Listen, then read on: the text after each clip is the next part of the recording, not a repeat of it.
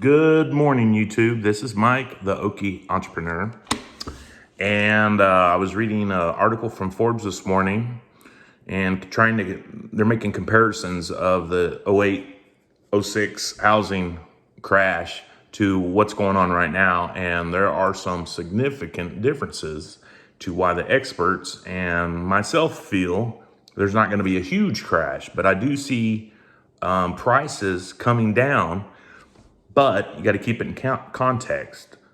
And so we're in Oklahoma, right? The median home price in Oklahoma is much less than the national average. As an investor for rental property, I go nowhere near median home prices in Oklahoma. I look for, there's different areas of cities, right? So there's a rental neighborhood and there's an owner's neighborhood. Typically, the deals I find are in these rental neighborhoods because people generally are not buying houses to live there. They're rental neighborhoods. The houses I look for are often first-time renters, or somebody who's just a lot of times waiting to save up the money to buy a house. And that market's really tight. I mean, there's not a lot of inventory, so we got a lot of people asking about homes and stuff. I mean, there's more and more people needing housing every day. It's a necessity of life: food, water, and housing. People always need a place to live. But new construction's down significantly since interest rates went up. The Fed's going to meet. They're going to add another 75% basis point. The 30-year fixed is going to go up. As an investor, we usually are in the 15 to 20 year note range, but ours have went up. So typically, we are, if you use an investing rule of the rent ratio of a 1%. So for the example is if it's a $100,000 rent home, you need a minimum of $1,000 a month in rent, a minimum. But every time your interest rate goes up, either because you have an adjustable or the prime's just going up, about 1% at 100,000 is around $50 a month in cash flow gone. So that 1% rule, that's not the one and done when you analyze a property. Because now if you're in a neighborhood that housing prices are not going to go up or very little or possibly go down, the 1% rule will not work for you. You need to look on the cash yearly return and see if that money is well spent being invested in other places like the stock market, mutual funds and stuff like that. But like everybody else, I'm sure, everybody sees what the stock market's down for this year. It will come back up. So you have to use different analysis when you find a property. So the 1% rule's a good one, good rule of thumb real quickly. And the cash on cash return is one we use.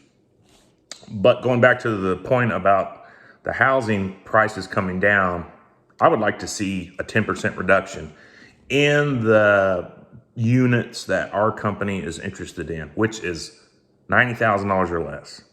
Because in Oklahoma, you have to be in a owner's neighborhood with a nice 3-2 fenced yard to ask for $1,400 a month rent. And they're asking for it, but that is a lot of out of pocket for an investor to get into that property. Now, if it's distressed and you're crafty and you can get in there and re-roof it and do the inside, that's fine. But I mean, that rehab money, you can finance it or out of pocket to rehab yourself. But the pool of people who can afford $1,400, $1,500 a month rent in a nice neighborhood, that pool's small. The pool people who can afford, $900 a month rent is much bigger. Two incomes can afford it, right? So that's generally the market we're in. But back to the reduction, according to Forbes, it took 6 years for prices to go down 27%. 6 years. Housing prices move typically very slow, and they're kind of at the back end of the changes, unless there's a global pandemic. And that kind of broke the market and everything, how people reacted. There was a lot of people wrong on predictions of a housing crash because of bankruptcies and stuff like that. People got all that extra cash they moved their payments to the back end of the note with the government program and started making their payments again. So there wasn't a lot of foreclosures. Everybody said, a year ago, there's going to be tons of foreclosures. They were all wrong. Everybody went into forbearance and then started paying their mortgages again. All right. But prices, I see properties, even in our range, are coming down because they're more on the market. So inventory is starting to go a little bit higher, but I just don't think it's going to get much bigger because there's no new inventory being built. So it's a numbers game. The more people who are becoming at that point where they need housing is more than the number of new houses being built, because people move up, they sell and get a nicer, newer model and stuff like that. Plus, the interest rates and the economy, everybody's still predicting a recession, keeps people from buying. They sit on their cash. So I feel around February of 2023 is going to be a pretty good time for investors like our company to start finding deals like we did. I don't think we'll ever be pre-pandemic levels. I think there was an inflation for years. There was no inflation because there was no interest rate charge. Money was cheap and it went too long. I don't ever think we'll be back to that. I don't think people will be paying minimum wage. You cannot get help for $10 an hour. People just won't work for it because they can't pay their bills. They can't fill up their vehicles at $10 an hour.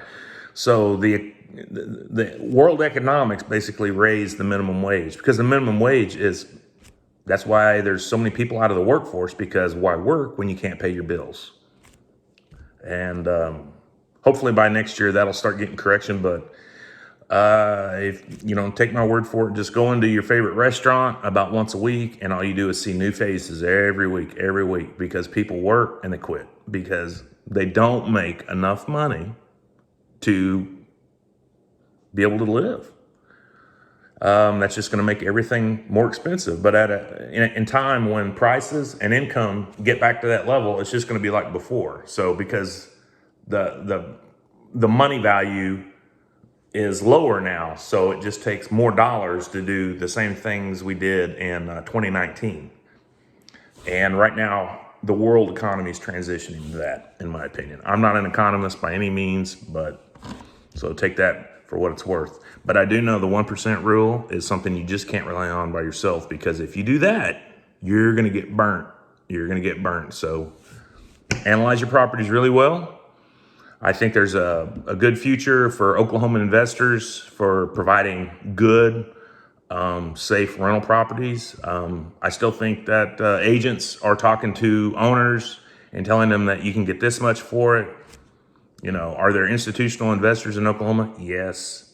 Are they buying properties under $100,000 in these? I don't know. I don't think so. I think they're buying multi-properties, big deals and stuff like that. But if you're a small-time investor, an entrepreneur, just remember that one bad deal will be a ring around your neck forever for that whole note. So analyze your properties. Now, go find your next deal.